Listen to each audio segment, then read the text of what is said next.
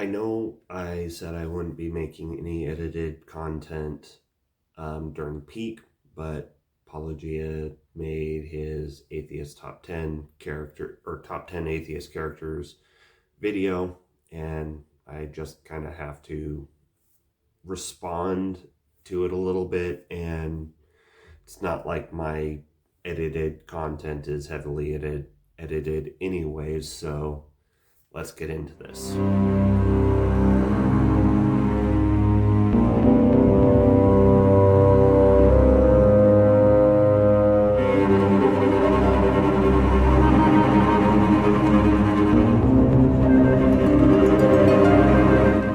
Disclaimers: when it comes to media critique, I am nothing more than a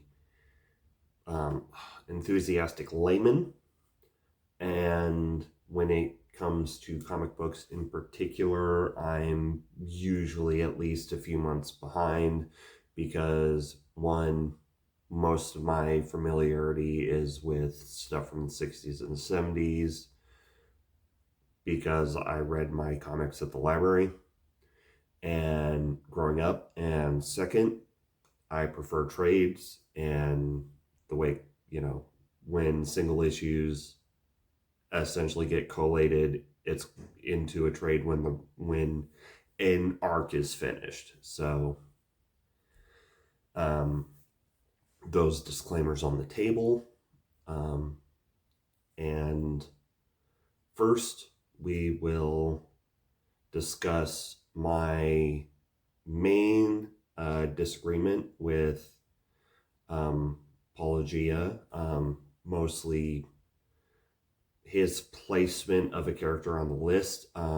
It is spoilery for his video, so if you want to, you can pause it, and you can pause this video and go and watch it. I will put the links in the description and in a card.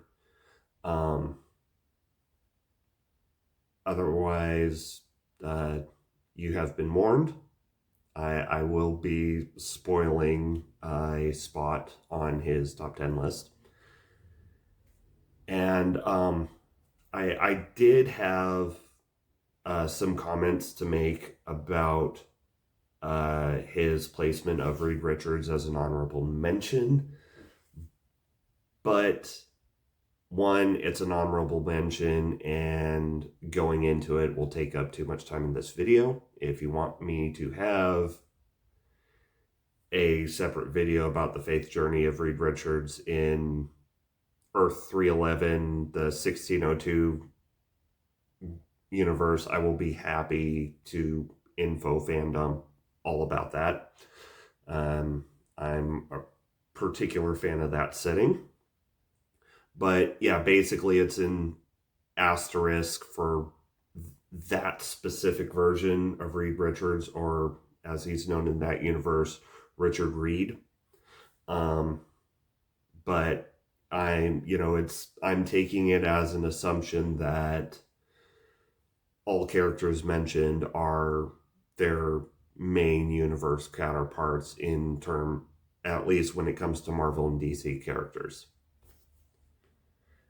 So without further ado, here's my main disagreement. I was upset. I put aside believing in a deity or believing in anything my father thought had saved him.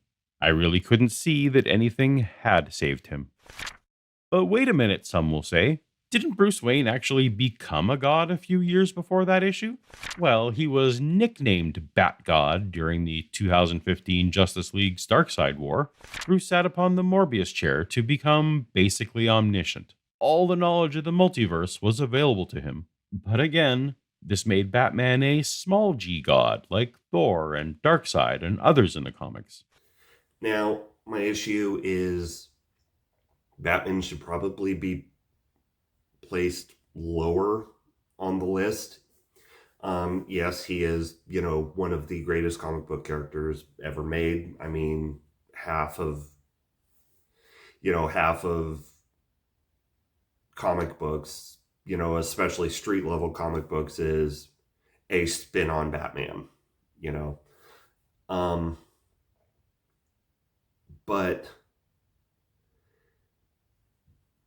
because specifically you mentioned that God, yes, I agree with the small g God, you know, um, point. But the thing is, the cosmology of the DC universe is very pseudo Christian in that there is an overarching deity that is above all the other deities, and it is Yahweh. I mean, I'm using the name Yahweh in place of saying the Abrahamic or capital G God because it's easier to just say Yahweh. Um, so when it comes to the Marvel universe, most of the Marvel cosmology is foundationally based off the works of Jack Kirby, who was very into the whole Chariots of the Gods um, scenario, at least using it in fiction. I don't know if he was a proponent of that specific conspiracy theory as actual history, but he did like using it as a device in his works. Um, so that's why even when it comes to big cosmic space deities like Galactus, who is a necessary being in the Marvel cosmology, Galactus, Eternity, the Celestials, and you can even say, small g gods like Thor and the Asgardians.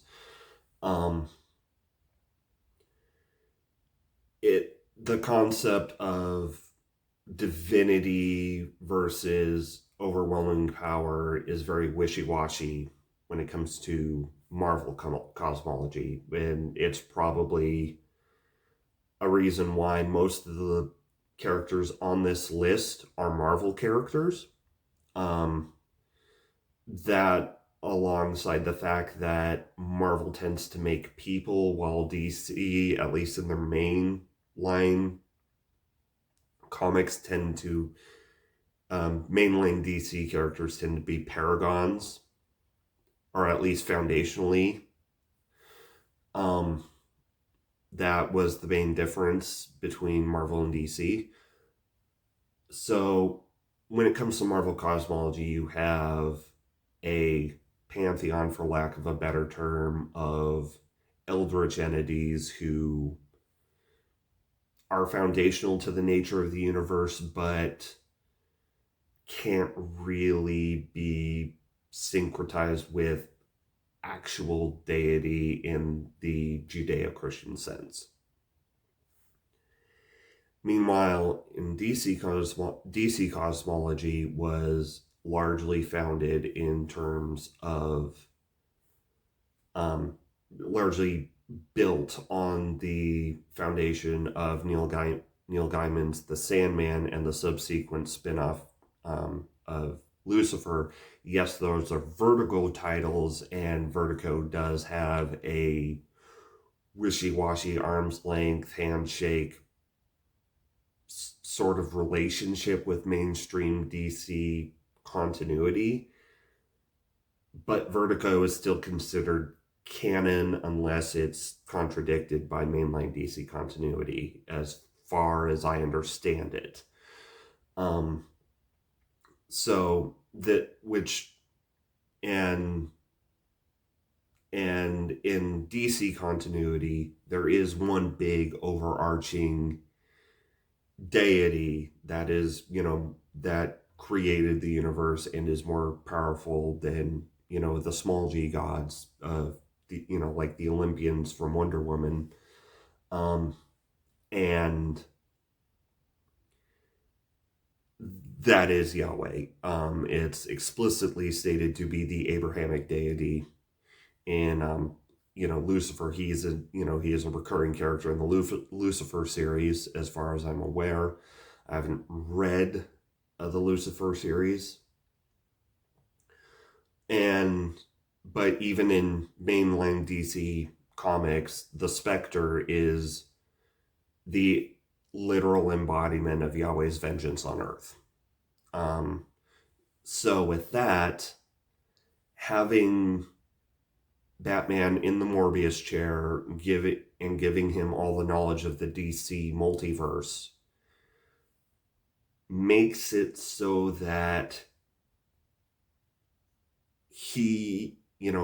we know for a fact that Batman knows that the DC universe is under, a big G God, Yahweh. Is under, for all intents and purposes, a depiction of the Abrahamic God. So now, and when he comes out a few issues later, decrying that there is no God, that makes him,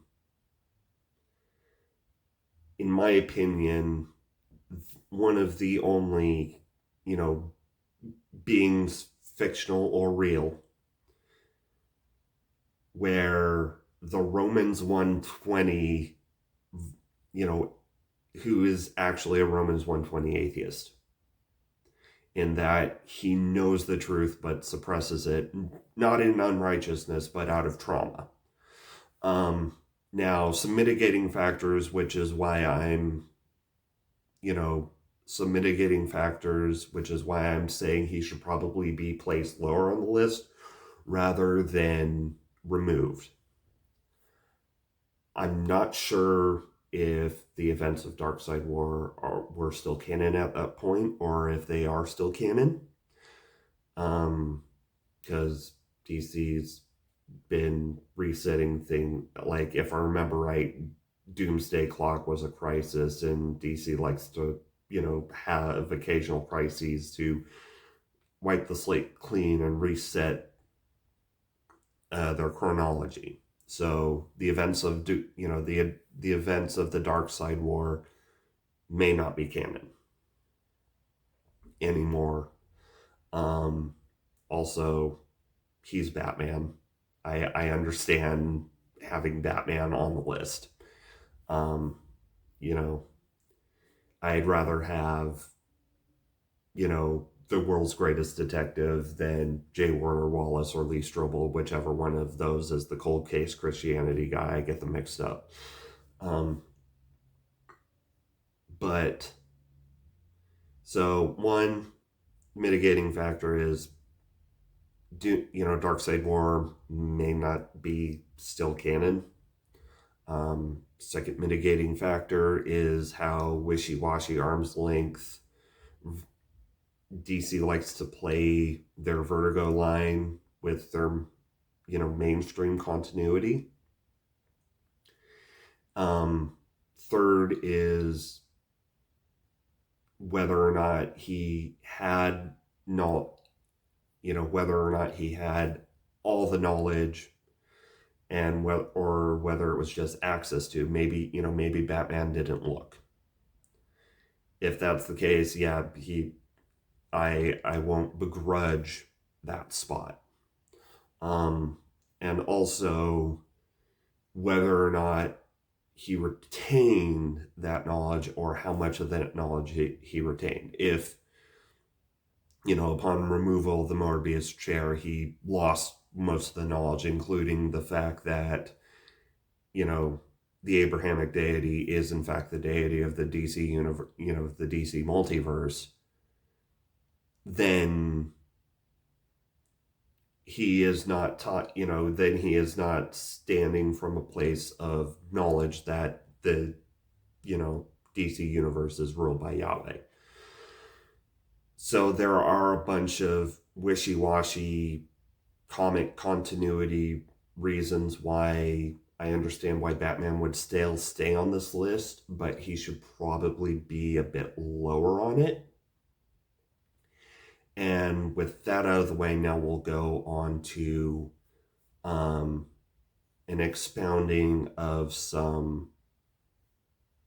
uh, of some trends noted in the video, and some trends that I also noticed in the list, and why these and why most of the depictions of atheist characters in this list might not be considered good depictions. And after we get through with that, I'm going to finish with an honorable mention of my own and an actual submission for for a great atheist you know character. And I'll explain that late. I'll explain that further. We're almost at the end, and maybe you've seen a pattern here. Nearly all the characters we've spoken of today are written as having world class intelligence. In fact, if you look at the characters most often identified as the most intelligent characters in the Marvel Universe, nearly all are explicitly atheists. Depending on your perspective, you might feel affirmed that atheism is seen as a character trait closely associated with high intelligence. It's a trope. So there's a couple of more trends in this list that, beyond most of the characters being, um, you know, brilliant and the smartest in their respective settings. One being these adaptations are all very recent. With none of them are. I say recent as a very loose term. None of them are. None of them are prior to the 80s. What the earliest the earliest characters with attestation of atheism on this list are, John Osterman and Walter Kovacs from Watchmen, which is kind of important because, Watchmen was a landmark graphic novel. It was a landmark series. It was a landmark run. It was what I would consider to be the first book from within the comic medium to shape the comic medium. It was also a blatant satire and rebellion from everything that the from everything that was established in the Silver Age by the comics, which was largely shaped by the Comics Code Authority. I'm not saying that like it's a bad thing. The comic books needed to break away from the overly controlled nature of the creative process that the industry self-censorship imposed. But it was a complete 180. It was essentially the eventual backlash of that. And Watchmen, along with other works such as Frank Miller's The Dark Knight Returns, very much set the tone for the next era of what comic book creation would look like. And we are only now starting to, see a response to that response. So Watchmen is, and the reason I bring up the Comics Code Authority is because in the Comics Code Authority, it it mentions one of the provisions is you will not disrespect religion. And even in now it even in America of today, religion is essentially code for Christianity. So characters discussing their faith or lack thereof isn't a thing you'd see under the Comics Code Authority unless they're upholding the Protestant white patriarchal values of McCarthy era Americana. And because America essentially has a cultural monopoly on media produced in the Anglosphere, the English speaking world, essentially. I prefer the term Anglosphere over the West. I feel it's a lot more precise and a lot less problematic. But because America has has its cultural monopoly over the Anglosphere, a lot of American attitudes for how media is run filters out to other production in other English speaking countries. And in the 80s, comic books had essentially a British invasion where where creators from the UK came in and gave the American comic industry a shot of new life by completely and utterly disregarding what little remained of the strictures of the Comics Code, and blatantly going the opposite direction. And that, alongside with the fact that DC makes Paragons and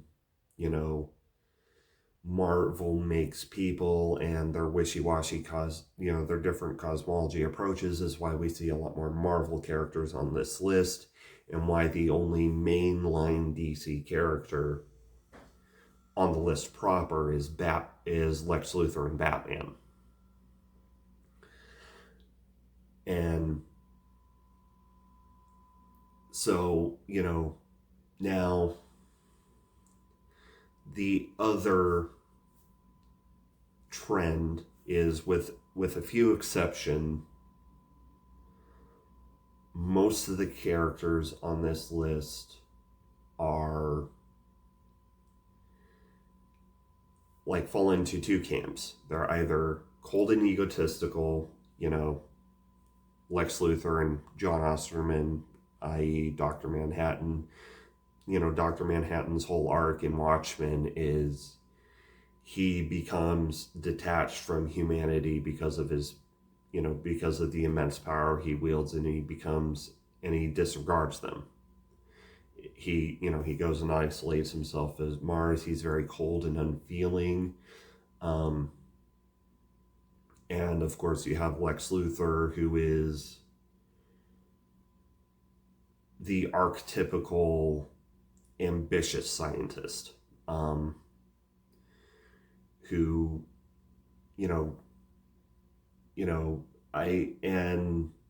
his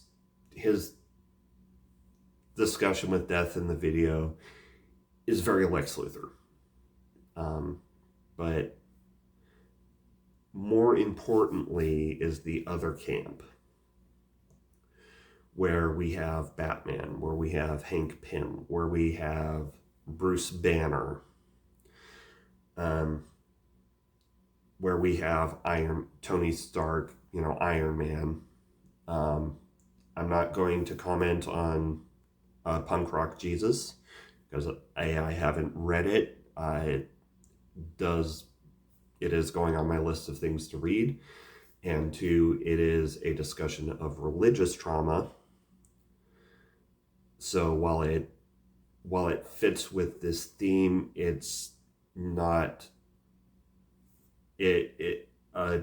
Punk Rock Jesus is his own outstander, and of course, Shuri doesn't fall under this um, category. Shuri kind of stands in her own, you know, Shuri's an outlier. But, Tony Stark, Hank Pym, Bruce Banner, Bruce Wayne, Walter Kovacs, um, a large majority of the characters on this list are all have deep personal trauma that still affects them and that is not connected with religion. So you know, Hank Pym has a tenuous relationship with mental stability at best. David Bruce Banner was abused by his father, which actually caused the Hulk persona. I think that may be getting retconned away in the Immortal Hulk. But has over for the large part of his history, the Hulk personality was established as a seed by Bruce disassociating from the large amount of abuse he faced from his father growing up. Like, the Hulk is his anger at his traumatic past and his daddy issues. Tony Stark is famous for having an alcohol and drug problem, and Batman is, once again, there's a reason.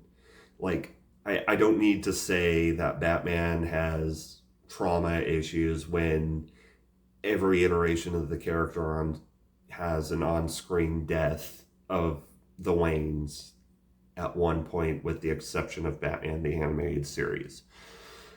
And while while trauma is an issue within the atheist community, these, taken together with most of these characters being logical,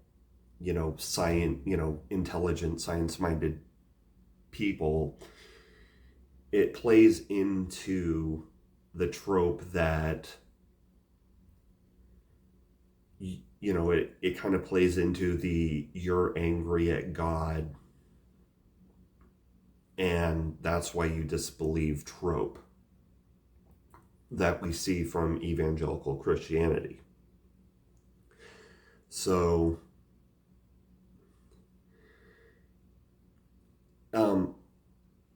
while it is good, it can be seen as positive that, all these intelligent characters, disbelieve in a God in their universes.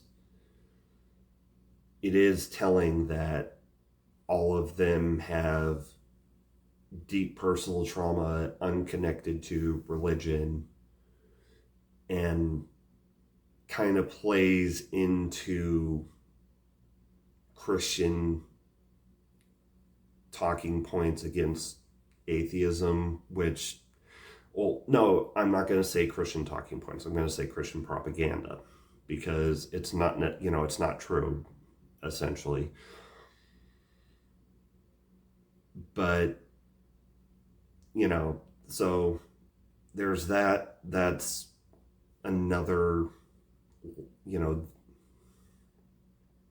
that's another layer to this discussion. I'm sure that there can definitely be further discussion on what happens, with on atheist depictions in comic book media in particular.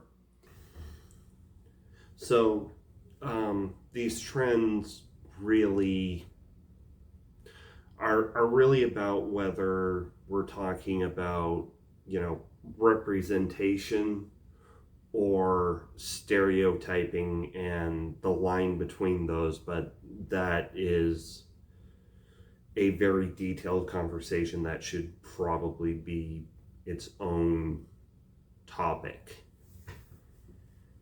On the other hand, I'm somewhat sad that there isn't more representation of disbelief among normal characters. It's not a hyper rare thing to be.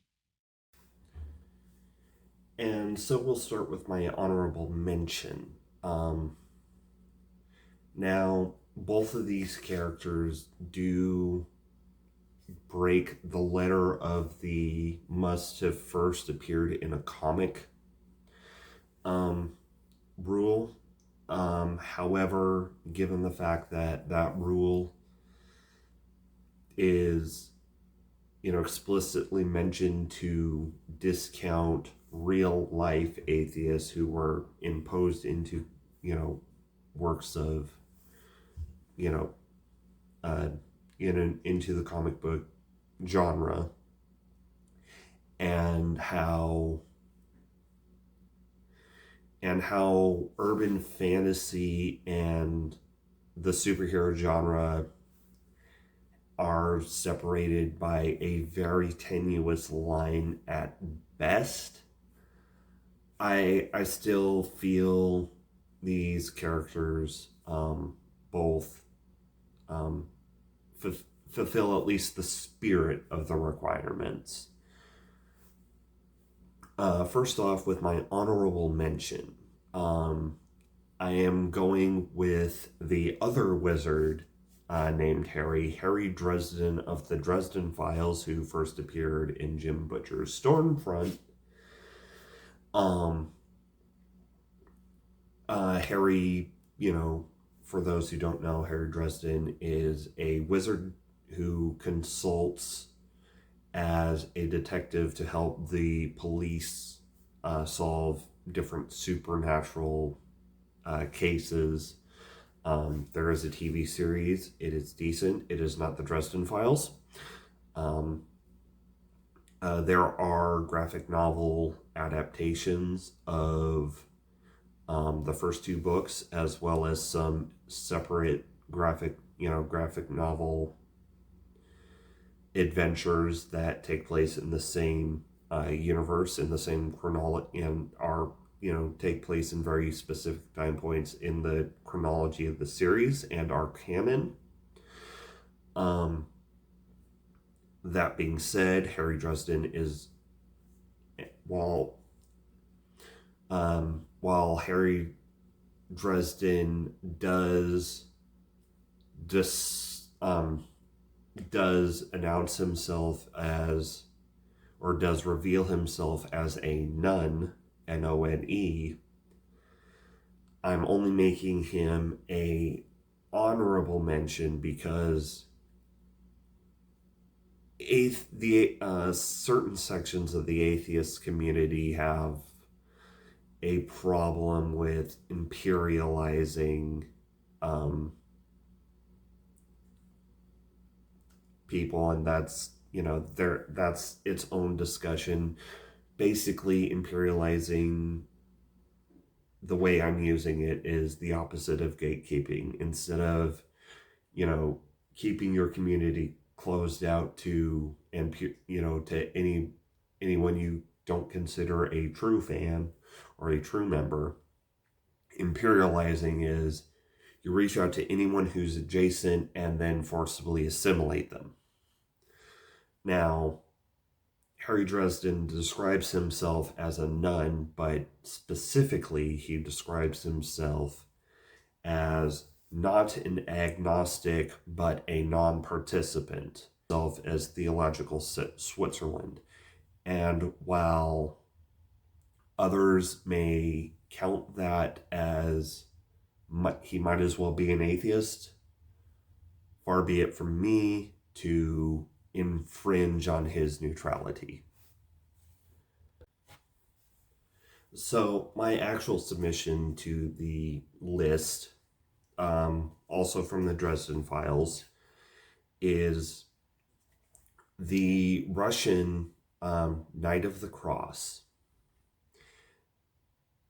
And yes, Sonia. So, in the Dresden Files, the Knights of the Cross are up to three men, or up to three people who wield swords that have the holy, that have the nails from the crucifixion worked into the hilt. They're, and they go out, fighting the forces of evil. Now, the thing about Sonia is Sonia, not only did he receive the Sword of Hope from the Archangel Michael, and not only does he go out and fight, demons, capital D demons, part of his day job, essentially.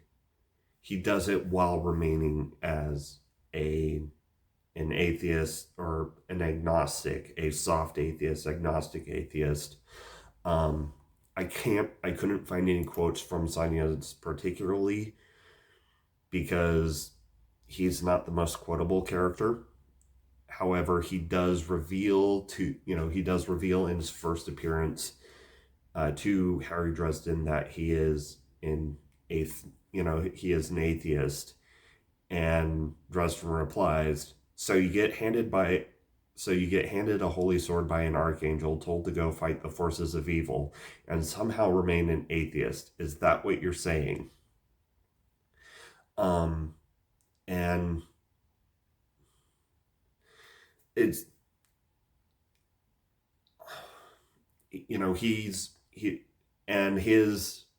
his position on the whole, received, a magic sword from an archangel, yet still not being convinced of a literal deity, Yahweh out there, is, he says, my experiences, I was handed a powerful sword by a powerful entity who claims to have been an angel. I cannot know for certain if the being that gave me the sword was in fact an angel, and if, and even then, that does not confirm that there is in fact an actual Yahweh who is behind everything. And the cosmology of and as opposed to the Batman conundrum, the cosmology of the Dresden Files is very, if it exists in folklore, it's there. But heaven and the angels are very offhands. They don't very much directly interact with the world, unlike the Fae and the vampires and demons, and even some Lovecraftian eldritch horrors that can slip past the cracks. And with that, there is also the fact that belief itself does have tangible power in the Dresden Files universe. So there is a very chicken and egg scenario of, did the power exist first, or did the faith in the power empower, or did the faith empower the belief, which came first, the belief or the power? So it's it is really up to interpretation as to whether these, the three swords of the cross are genuine, actually, actually were, forged with nails from the actual crucifixion of an actual, God man Jesus, or if they're merely channels for the faith of every Christian who has ever lived. Either way, they're immensely powerful. Either way, they would be immensely powerful artifacts. So, unlike Batman, who is, continuity issues aside, was in a definite position to know for a certain fact that, that his universe is ruled by a depiction of the Abrahamic deity. Sonya's muddling through this as much as we are, and he is still a good enough person to wield, he is still a good enough person to be chosen to be a champion of good in chosen champion of good in the world, despite his non-belief, and he still goes through with it. He is a moral, kind, he is virtuous. But he is still a person. Like, as he says, laugh whenever you can, keeps you from killing yourself when things are bad. That and vodka. He is depicted as Russian. So hence vodka jokes. Dresden Files is a comedic series. Does get dark in places. And while his atheism is,